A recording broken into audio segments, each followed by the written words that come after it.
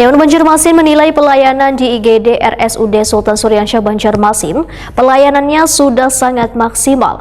Walaupun gedung yang dipergunakan masih sementara, namun setiap pasien yang datang langsung mendapatkan pelayanan oleh petugas, sehingga ini menandakan pelayanan di rumah sakit milik pemerintah Kota Banjarmasin berjalan dengan baik.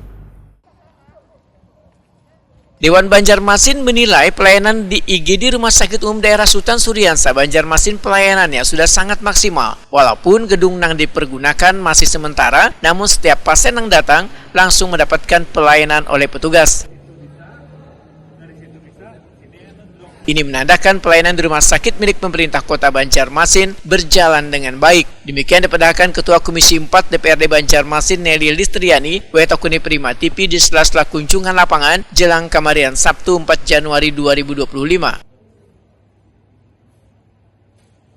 Politisi Partai Gerindra ini berharap pelayanan di rumah sakit dapat terus terjaga dengan baik dan terus meningkat agar warga yang ingin berobat benar-benar merasa terlayani.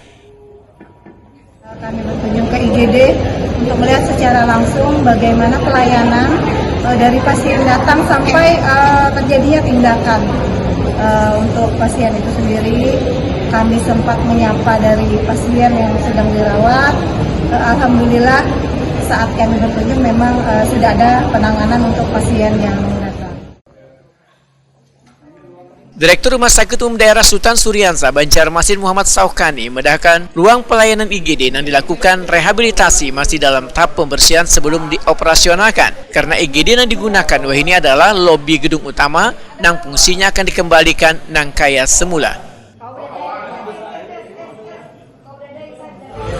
Tinggal proses pembersihan, nanti IGD akan kita kembalikan, yaitu yang sekarang ini kan IGD sementara yang memakai lobi gedung utama. Nanti kalau sudah selesai pembersihan, IGD yang sekarang kita pindahkan lagi ke tempat semula.